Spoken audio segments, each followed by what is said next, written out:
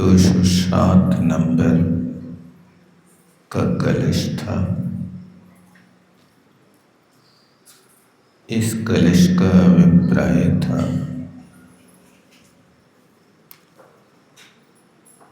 कि जो मृत्युंश है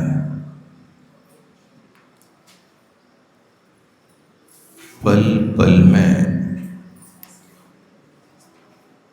परिवर्तन होने वाला जो अवस्था वेद है, उस अवस्था वेद को मृत्युंश कहते हैं। और एक पल पल में परिवर्तन जो हुआ करता है वो परिवर्तन अर्थ पर्याय में हुआ करता है। ध्यान रखना, अर्थ पर्याय सूक्ष्म पर्याय होती है।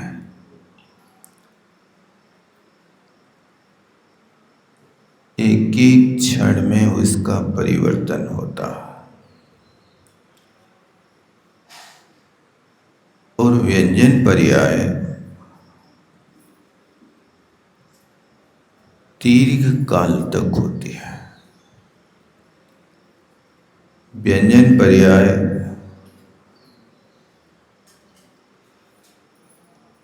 कुछ विनाश को प्राप्त हो जाती हैं,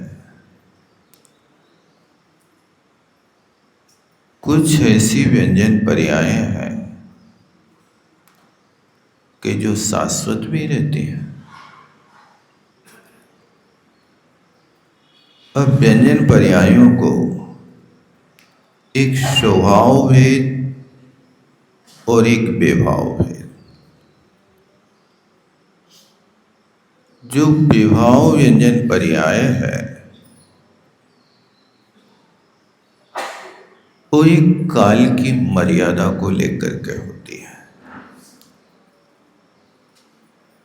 जैसे मनुष्य, त्रेंच आदि जो पर्याय हैं, ये पर्याय विभाव व्यंजन पर्याय है, लेकिन इसकी उम्र मनुष्य की है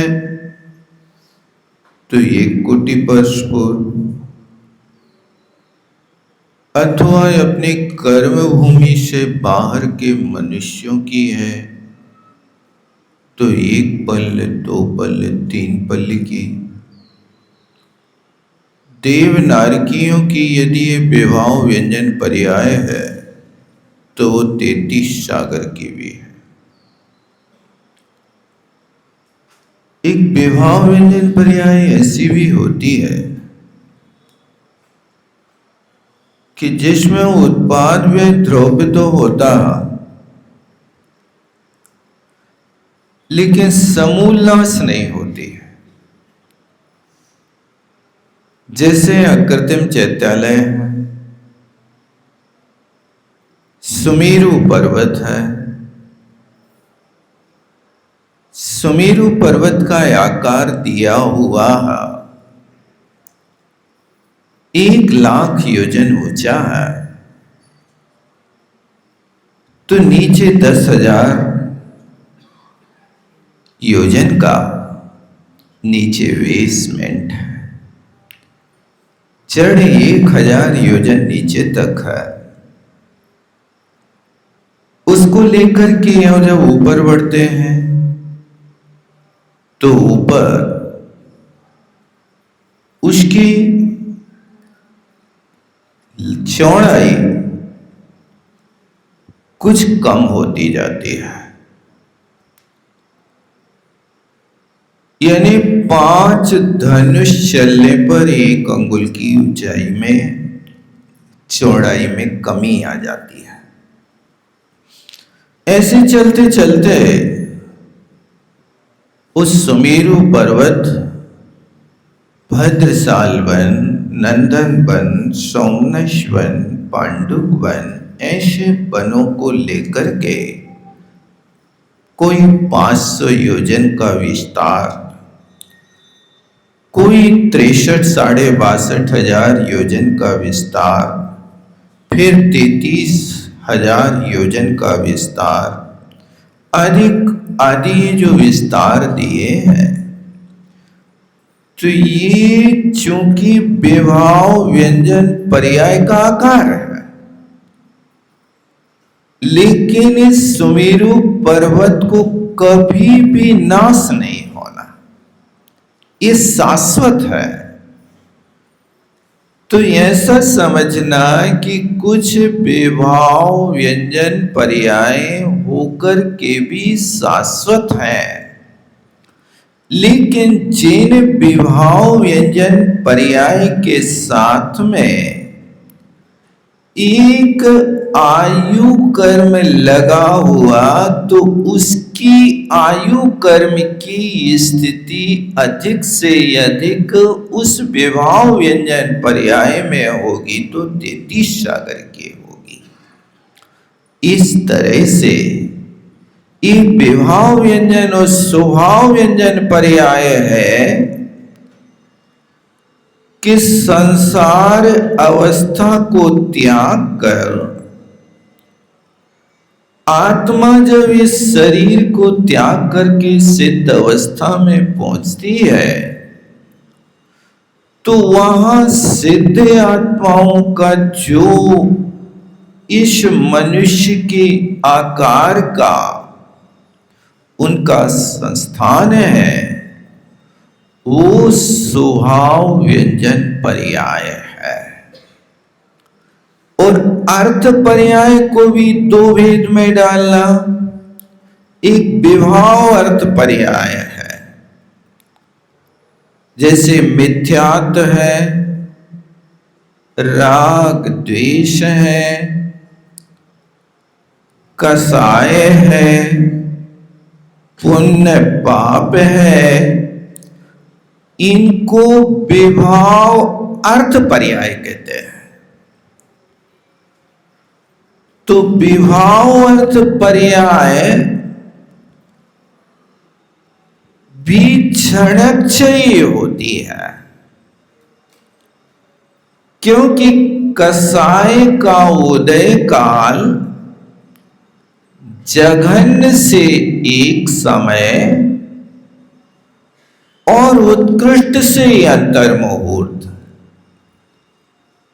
यानी आप कहोगे कि यदि कसाय का उदय हुआ तो क्या अंतर मुहूर्त के बाद निपटारा हो जाएगा? निपटारा होने का अभिप्राय कि क्रोध कषाय का उदय रहेगा तो अंतर मुहूर्त तक रहेगा, इसके बाद फिर मान सवार हो जाएगा। कसाय तो रहेगी। कसाय से मुक्ति जब तक 10वां गुणस्थान पार नहीं करेंगे तब तक कसाय से मुक्ति नहीं होगी। ध्यान रखना, आपको कितनी मुक्ति चाहिए? सबसे पहले मिथ्यात्व से मुक्ति, फिर असंयम से मुक्ति, फिर कसाय से मुक्ति, प्रमाद से मुक्ति, फिर कसाय से मुक्ति, फिर योग से मुक्ति, फिर शरीर से मुक्ति। समझ में आया कि नहीं आया? संसार में यदि बांध करके रखने वाली है तो ये चीजें हैं, इतनी चीजों से मुक्ति पाना है। मिथ्यात्व से मुक्ति, आपका यदि मिथ्यात्व गुणस्थान छूटता है तो मिथ्यात्व गुणस्थान के छूटने पर मिथ्यात्व के बंध और उदय से मुक्ति होगी, सत्ता से मुक्ति नहीं होगी। पहला गुण स्थान चला गया, अब मिथ्यात्व का न उदय होगा और न मिथ्यात्व का बंध होगा। ये अभी बंध और उदय से मुक्ति हुई है, सत्ता से मुक्ति करना है मिथ्यात्व की, तो आपको छायिक सम्यक दृष्टि बनना होगा। छायिक सम्यक दृष्टि बनते ही मिथ्यात्व से तीनों प्रकार से मुक्ति हो गई, बंध, उदय, सत्ता। अब कुछ भी नहीं रहेगा। ये मिथ्यात्व से मुक्ति पाना बहुत बड़ा पुरुषार्थ है। यदि इस मानव पर्याय को पाकर के सारे जीवन की शक्ति लगा करके यदि एक क्षण को भी मिथ्यात्व को तुम त्याग कर देते हो तो मोक्ष मार्ग की टिकट आपकी हो गई। कन्फर्म नहीं, बेटिंग हुई है।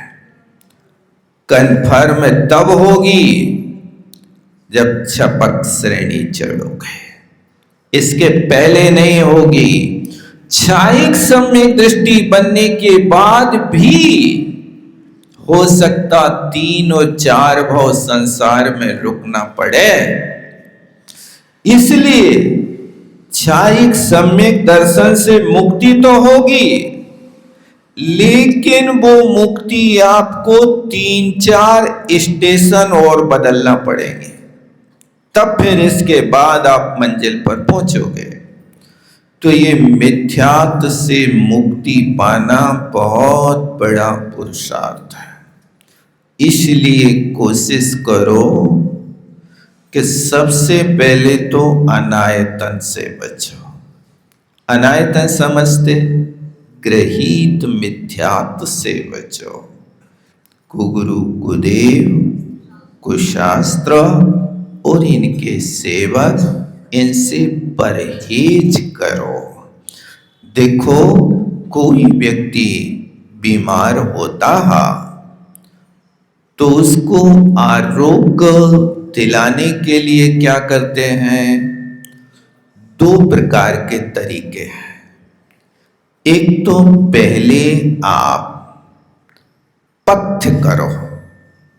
पथ्य करो मतलब भोजन पान पर कंट्रोल करो। आप अस्वस्थ हुए हैं तो ऐसा नहीं कि अच्छा 104 डिग्री बुखार होवे और बढ़िया दाल बाटी चूरमा फटकारो, ऐसा नहीं। अस्वस्थता आई है, पथ्य करो, बस 2-3 दिन गर्म पानी और लौकी अकेली खाओ, ये पथ्य है। इससे तुम्हारे अंदर का विकार ढीला होगा और फिर इसके बाद में विरेचन करो। जो पुराना अंदर से स्टॉक है उस स्टॉक को समाप्त करो। ये यदि पथ्य और विरेचन होते हैं तो आरोग्य होगा। मिथ्यात्व को भी पथ्य और विरेचन करना है। पथ्य करना यानी सबसे पहले ग्रहीत मिथ्यात्व का त्याग करो। वो ग्रहीत मिथ्यात्व का त्याग जब होगा जब कसाय की मंदता होगी, अन्यथा नहीं होगा। और जब ग्रहीत मिथ्यात्व का त्याग हो गया तो अब सत समागम में आना प्रारंभ हो गया। अब वो सत समागम में आता है तो क्या ही है, क्या उपाधि है, इस वस्तु को समझ करके अब जो अग्रहीत मिथ्यात्व अनादिकाल से जमा बैठा है, अधिकार बना करके बैठा है, सत समागम करोगे। सत समागम तुम्हारे लिए देशना लब्धि का काम करेगा, विशुद्धि लब्धि का काम करेगा, प्रायोग लब्धि का काम करेगा। इन चार लब्धियों का यदि तुम्हारा बेसमेंट बन गया, फिर करण लब्धि में प्रवेश करना इतना कठिन है, इतना कठिन है कि जितना अभिमन्यु को चक्रव्यूह से बाहर निकलना कठिन है। चक्रव्यूह में प्रवेश करना तो सीख लिया, लेकिन अब बाहर कहां से निकले? चारों ओर चक्र की तरह सेना ने घेरा डाल रखा है। इसी तरह मिथ्यात्व ने अपनी जड़ें बहुत लंबी फैला रखी हैं। हमने आज तक इतनी कला तो सीखी है कि चक्रव्यूह में प्रवेश कर लिया, निकलना नहीं सीखा। अनादिकाल से आज तक रहित मिथ्यात्व का त्याग तो अनंत बार कर लिया, लेकिन वो चक्रव्यूह से निकलने की तरह अग्रहित मिथ्यात्व को टच नहीं किया। और अग्रहित मिथ्यात्व का त्याग अकेली कसाई की मंदता से नहीं होता। अग्रहित मिथ्यात्व का त्याग जब भी होगा, अधाकरण, अपूर्वकरण, अनिवृत्तिकरण के परिणामों से होगा। जब तक ये परिणाम नहीं होंगे, तब तक आप औपशमिक सम्यक दृष्टि नहीं बन सकते। ये मिथ्यात्व से मुक्ति पाना सबसे बड़ा पुरुषार्थ है। और मिथ्यात्व से मुक्ति पाने के बाद अब असंयम से मुक्ति पाना है। जो 5 इंद्रियां और मन का विषय, 5 स्थावर और 1 त्रस्काय, इन 12 प्रकृति, 12 प्रकार की आवृत्ति का जब तक त्याग नहीं होगा, तब तक आपको असंयम से मुक्ति नहीं मिलेगी। असंयम से मुक्ति चाहिए तो 5 स्थावरों की हिंसा का त्याग। यदि आप 5 स्थावरों की हिंसा का त्याग नहीं कर पा रहे, तो त्रस हिंसा का त्याग। संकल्प पूर्वक किसी जीव का हनन नहीं करेंगे, किसी से नहीं कहेंगे तुम्हें मार डालेंगे, ये नहीं कहेंगे, लेकिन कीटनाशक दवाई तो बेच सकते ना? नहीं बेच सकते। व्रती बनने के साथ में ये संकल्पी हिंसा का त्याग तो करना ही पड़ेगा, तब जाकर के आपको असंयम से एक देश मुक्ति मिलेगी। इसका नाम यहां एक देश मुक्ति। और जब इसके आगे षट काय के जीवों की हिंसा नहीं करना, सूक्ष्म भी हिंसा नहीं होना, और 5 इंद्रियों के विषयों में चंपा पात नहीं करना। जो मिले समता से ले लो, जैसा भी है उससे गुजारा कर लो। यदि तुम्हारे तन पे पुरानी धोती है तो संतोष रखो, क्योंकि इस स्पर्शन इंद्री को विजय करने का तरीका है। सबसे ज्यादा 5 इंद्रियों के विषयों का ही संरक्षण होता है। नहीं हो रहा है? आपके पास वस्त्र या आभूषण जितनी मात्रा में है, वो आपके स्पर्शन इंद्री का विषय, और वो स्पर्शन इंद्री के विषय की रक्षा करना। 10-10 साल तक आप उनको संभाल करके रख रहे हो, ये कहलाता विषय संरक्षणानंद का नाम का रौद्र ध्यान है। समझ रहे इसको? फिर रखे कपड़े सूटकेस में वहां, लेकिन आर्त ध्यान आपका एनी टाइम चल रहा है। इसी तरह रसना इंद्री के विषय का संरक्षण कर लेना। क्या क्या कर लेना? अभी सूखे दिनों में तो 500 पापड़ बना के रख ले, 10-20 किलो बरी बना के रख ली, 10-5 किलो नमक पीस के रख लिया, 1 टंकी घी संग्रह कर लिया। नहीं होता क्या? आओ तो कहो। यही तो रसना इंद्री का विषय संरक्षण है। और क्या है? आप देखो, अभी कई लोग आते हैं, आज लेट हो गए, काय में हो गए? पीसी धो रहे, हाओ धो रहे। ये विषय संरक्षण रसना इंद्री का चालू है आपका। जो भी काम आप ऐसी स्थिति में कर रहे हो, जितनी वस्तुओं का संग्रह कर रहे हो, ये सारा का सारा संरक्षण में जा रहा, रौद्र ध्यान में जा रहा। ये तो उस समय की बात थी कि जब लोगों के पास साधन नहीं थे, बरसात में नदी नाले चढ़ जाते थे, 2-2 8-8 दिन तक वहां बेचारे नदी पार नहीं कर पाते थे।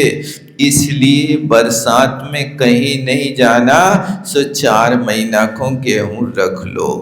वे 4 महीना को रखते थे, आप 1-1.5 साल के लाने रखत हो। पूरा 1 साल का एक व्यक्ति का हिसाब किताब, एक व्यक्ति को 1 बोरा, 10 व्यक्ति हैं तो 10 बोरा। और इसके अलावा कोई बच्चा गर्भ में पड़ा है तो 1 बोरा उसके नाम का भी है। नहीं होता? अरे वो आएगा, जन्म होगा, भले ही वो ना खाए, लेकिन जब रिश्तेदार आएंगे तो वे तो खाएंगे, तो उनके लिए तो संग्रह करना पड़ेगा ना। आओ तो कहो। नहीं करते ऐसा?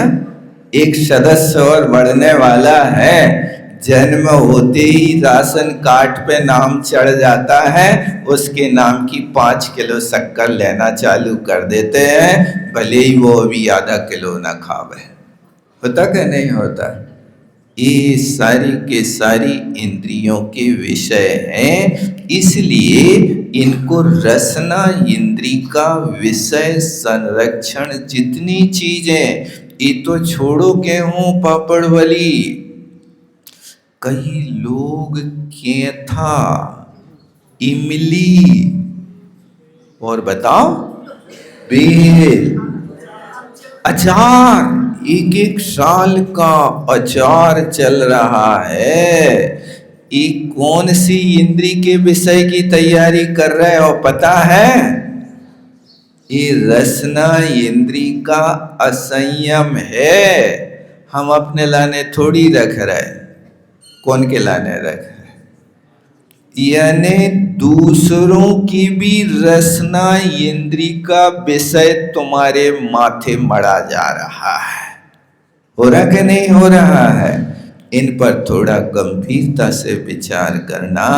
जब तक इनका त्याग नहीं होगा, तब तक असंयम से मुक्ति नहीं होगी। इस समझ तो लो, त्याग करो या ना करो कोई बात नहीं, लेकिन वस्तु समझ करके ज्यों का त्यों श्रद्धान करो। और इन कार्यों को करते हुए अब हृदय कांपने लगे, मुझे गृहस्थी में रह करके ये काम करना पड़ रहा भगवान, आरंभ और परिग्रह के कार्य में मुझे इतना असंयम करना पड़ता है। हे परमात्मा, कब हमें संयम से मुक्ति मिले, कब धन्य शुभ अवसर पाऊं, जब निज में ही रंग जाऊं, रागादिक दोष मिटाऊं, कर्तादिक भाव मिटाऊं। ये भावना उस क्रिया को करते करते अब आपका हृदय कांपने लगे। देखो, दुनिया के हाथ कांपने लगते हैं आरंभ के काम करते करते, लेकिन हृदय नहीं कांपता। जब तक हृदय नहीं कांपेगा तब तक तुम्हें ये असंयम से मुक्ति नहीं मिलेगी। वो असंयम से मुक्ति मिलेगी तो बड़ी शांति का अनुभव होगा। कल कहा था ना कि आपकी इतनी उम्र बढ़ गई, लेकिन आपकी पाप मति घटी के नहीं घटी। जीवन के इतने क्षण बीत गए, एकाध दिन शांति का अनुभव किया कि नहीं किया। सो एक बच्चा प्रश्न कर रहा था, कह रहा था सोने में बड़ी शांति आती है, सोने में बड़ी शांति मिलती है। सही है। देखो, सोना किस लिए होता? निद्रा मद क्लेद अपनोदार्थम स्वापो निद्रा। नींद तब ली जाती है जब व्यक्ति के पास मद चढ़ा हो, कोई आपने शराब पी ली हो, भांग खा ली हो, उस मद को उतारने के लिए सुलाया जाता है। बच्चा रो रहा हो, रोते रोते थक गया हो तो सो जाता है। यही होता है ना। इस शांति नहीं, ये तो कष्ट का कारण है। ये पाप प्रकृति है, निद्रा दर्शनावरणी ध्रुवबंदी प्रकृति है। ये ध्रुवबंदी प्रकृति होकर के थोड़ी देर के लिए है कि शरीर को शांति मिलती है, लेकिन क्यों सोया जाता है? तो उनने लिखा, देवाश्रमार्ता निशिशेर प्रजा। हे भगवान शीतलनाथ परमात्मा, ये दुनिया दिन भर श्रम करती है, उस दिन भर श्रम करने से पीड़ित हो जाती है, आर्त हो जाती है। तो वो देवाश्रमार्ता निशिशेरते, रात्रि में वे सोते हैं, अपनी थकान दूर कर लेते हैं। लेकिन हे शीतलनाथ भगवान, आप विशुद्ध वर्तमनी अप्रमत्ता अजागरा ही हो।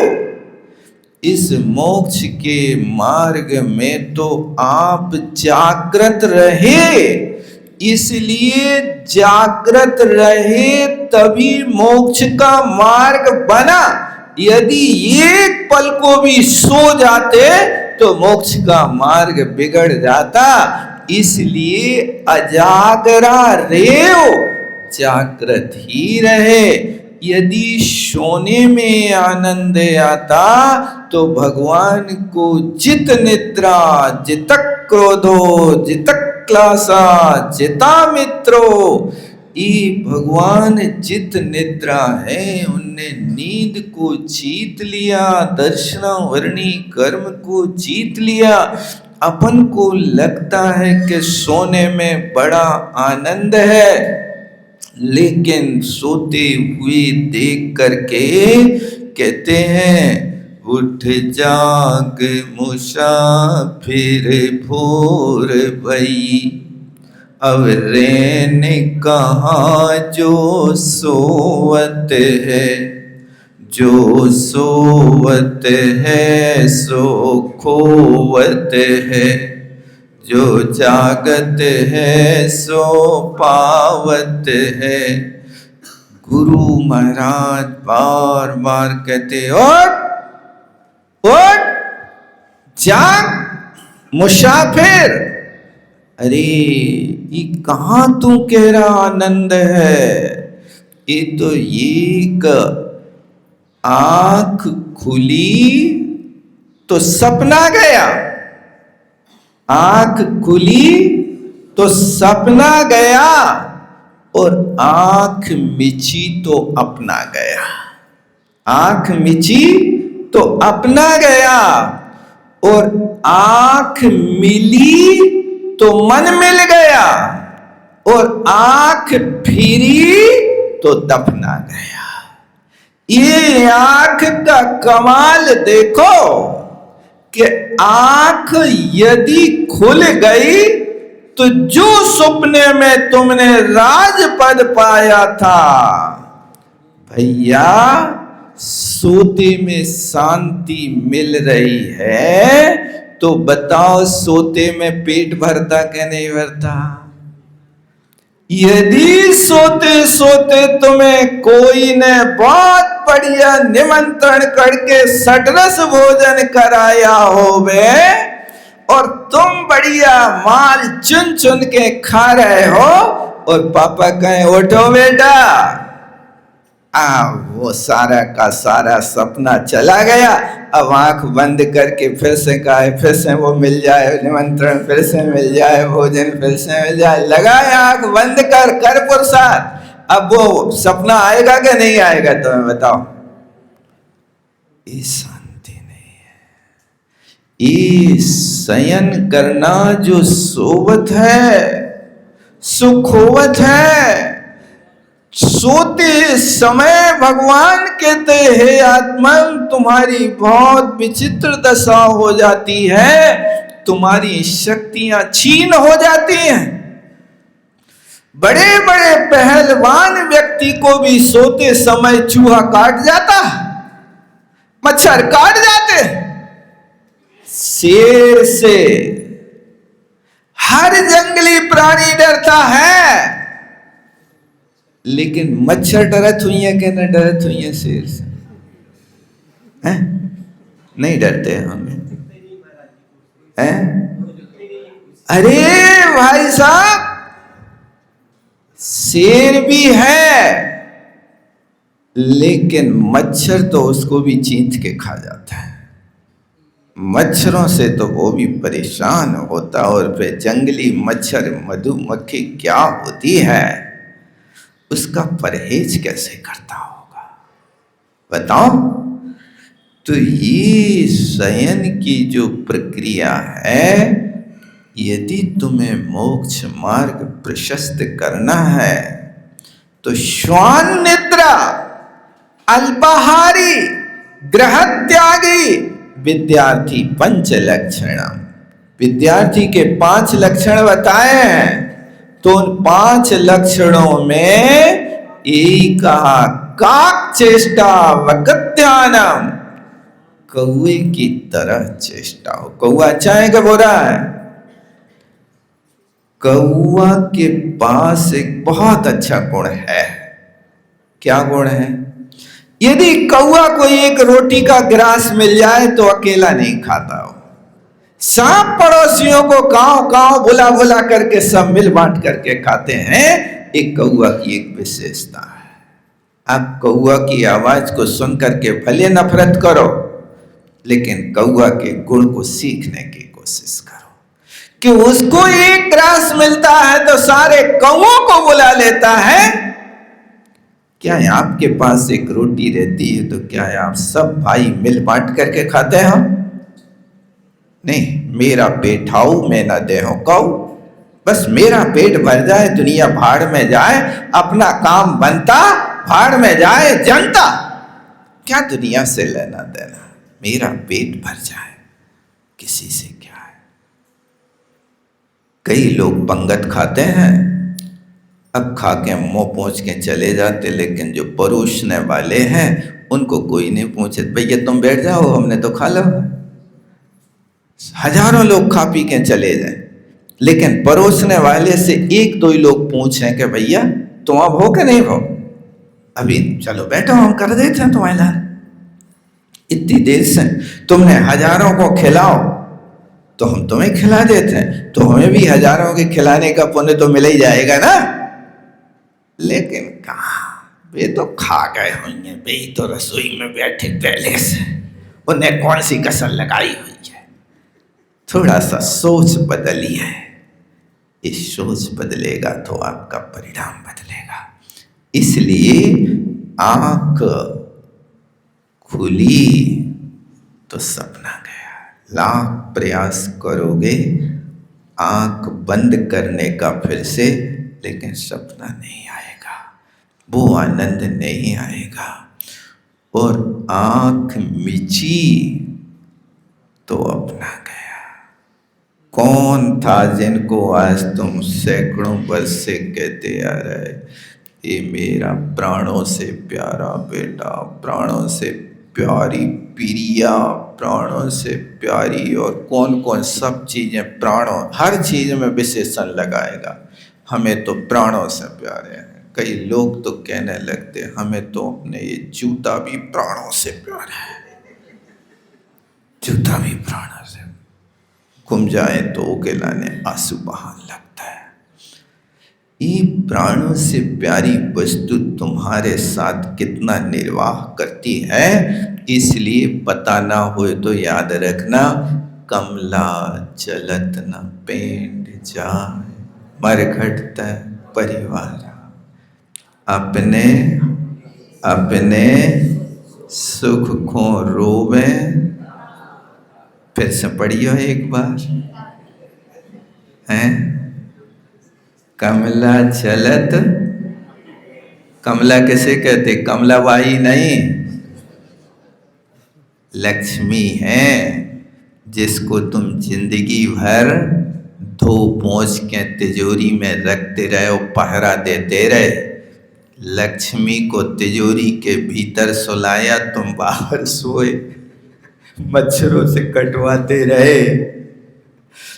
तो कमला चलत न पेंड जाए, जिसको तुमने साल संभाल करके रखा, जब वर्थी उठने लगती तो लक्ष्मी तिजोरी के बाहर भी झांक के नहीं देखती कि अब जा रहे हो हमारे सेवक, अब हम तुम्हारी थोड़ी शक्ल तो देख ले। में करती है ऐसी कोई? ये लिखा कमला चलत न पेंड, एक पग नहीं चलती है। और परिवार कहाँ तक? मरघट तक परिवार, बस मरघट तक जाएंगे और फिर तुम्हारी ऐसी दशा बनाएंगे कि मरघट पे ऐसे ही छोड़ के नहीं आ। ऐसी आग लगे हैं चारों तरफ से कि सिर की तरफ से आग लगा के फिर परिक्रमा कर हैं कि देखो कहूं से बाकी तो नहीं। ऐसे करत ना, परिक्रमा करत क्या नहीं करे, क्या देख रहे? अभी पीछे से आग पकड़ी के नहीं, बाजू बाजू से आग पकड़ी के नहीं, परिक्रमा तो परमात्मा की करते हैं। वहां मुर्दा की परिक्रमा क्या कर रहे हैं? मुर्दा की परिक्रमा नहीं कर रहे भैया, देख रहे कि कहीं आग से बचने जाए जे, नहीं तो वही पीछे मुश्किल पड़ है। इसलिए पूरा चारों तरफ से आग लग जाए, और जब तक आग बढ़िया ना ऊपर आकाश को छूने लगेगी तब तक को ये पग भी ने लौट है। और फिर उसके बाद सीधे नदियां जाते हैं नहावे के लाने के, इनकी कोई एक रज कण भी लिपट के घर में लौट के नहीं आ जाए। पता है कि नहीं? काहे के लाने नहा रहे जलावे के बाद? यही तो कर रहे हैं। और 3 दिन बाद फिर एक मन वचन की शिला के नीचे राख दबा के आते हैं। हाउ तो गो करते क्या नहीं करते? यही तो कर रहे हैं, यही तो हो रहा है। इसलिए भैया सोना तो एक पाप कर्म की प्रकृति है। मद खेद के लिए सोया जाता है। शांति तो जागृत अवस्था में मन वचन काय की चंचलता को रोक करके और अपनी आत्मा से पूछो, मैं हूँ कौन, कहाँ से आया, किस दर पर है जाना, कैसा है मम रूप सलोना, कब से पुरखो जाना। इस शांति का अनुभव करने वाले व्यक्ति को ये पंक्ति आती है। और जिनको शांति नहीं है उनको यदि 5 मिनट के भी लिए बैठाल दे में कि भैया आंख बंद करके बैठो यहाँ, तो वो इधर हाथ हिले, मक्खी हिले, पैर बदले, आसन बदले, आगे पीछे देखे, घड़ी अभी कितनी और देर रह गई, कितनी देर रह गई। प्रतीक्षा की घड़ी बहुत बड़ी होती है, इसलिए ये शांति है। शांति चाहिए तो आपको ही निराकुलता का जीवन जीना होगा। इसलिए अब याद रखियो, जिन्हें कहियो के सोवे में बड़ी शांति मिलती है, अब सो गए और 5 मिनट लेट उठे और जरूरी यात्रा तुम्हारी गाड़ी चूक गई, तो अब बताओ शांति अनुभव करो, चलो बहुत आनंद तो आया, सोने में गाड़ी गई सुख गई, क्या है लोगे आनंद के संकलेश बढ़ेगा, कष्ट का अनुभव होगा, मैं प्रमादी आलसी कहाँ पड़ा रहा। इसलिए सोने में शांति नहीं है। ये तो सोने की प्रक्रिया कई लोग पीते ना, पीता हूँ गम भुलाने को, गम भूल जाते गम। अरे गम भूल जाते का बढ़ जाते हैं? भूलते नहीं भैया, दशा बिगड़ जाती है। इसी बात को आचार्य महाराज पुनः अगली 4 गाथाओं में इस विषय को रखते हैं। गाथा नंबर 345 से चलते हैं कि चिदुपजये वीणसैर्नेव किञ्चिदु जीवो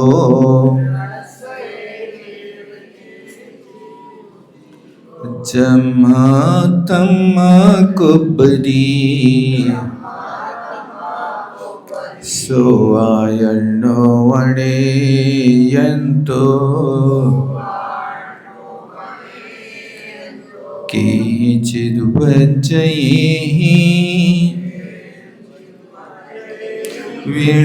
वीणसैर्नेव किञ्चिदु जीवो जमातम्मा वेददी सोआयन्नो वणेयन्तो सोचे विकुणै सोचिय नाचे जशयेस से तंतो सुजीवोणायपो मिच्छा दिट्ठी अणारिहदो अण्डो करे अण्णो परिभुंजै जस्सयेस से तंतो सुजीवोणायपो मिच्छा दिट्ठी अणारिहदो।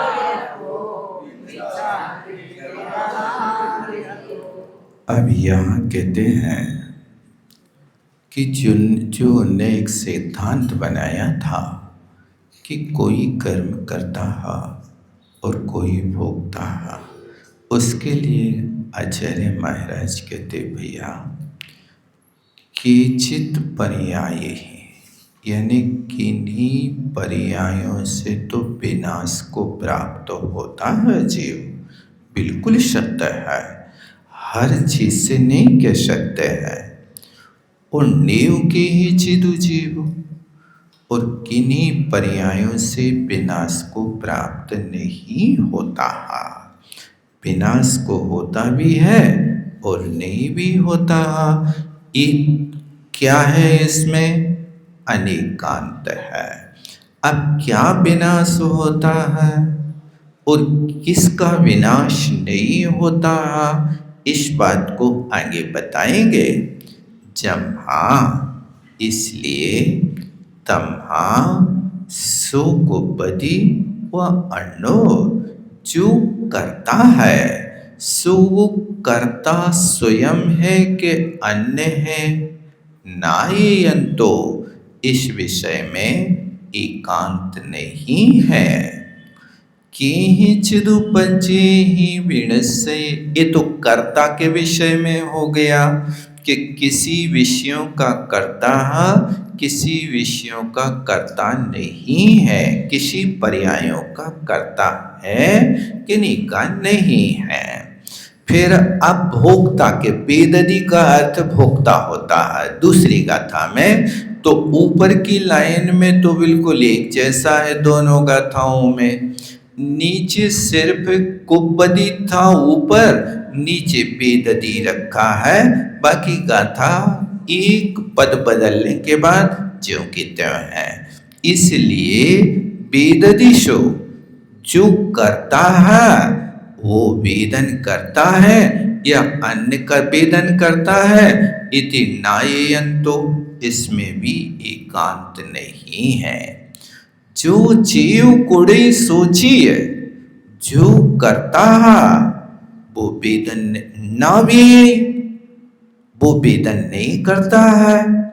जैसे ये सिद्धांतो, जिस व्यक्ति का ऐसा सिद्धांत है, सो जीवो अनारहतो, वो जीव अनारहत माने अरहंत भगवान के मत से बाहर है। और मिथ्या इट्टिडायपो, ऐसे जीव को मिथ्या दृष्टि जानना चाहिए। अंडो करे अंडो पर होंगे, अन्य करता है अन्य भोगता है। जैसे ये सिद्धांतो, जिसका ऐसा सिद्धांत है, सो जीवो मिच्छाएति अनारहदोणायपो, वो जीव अरहंत भगवान के मत से बाहर है और मिथ्या दृष्टि है। इसका विशेष बात में देखेंगे। जवण के ज्ञान से सुझे लोकालो, सोवणी मस्तक धरो।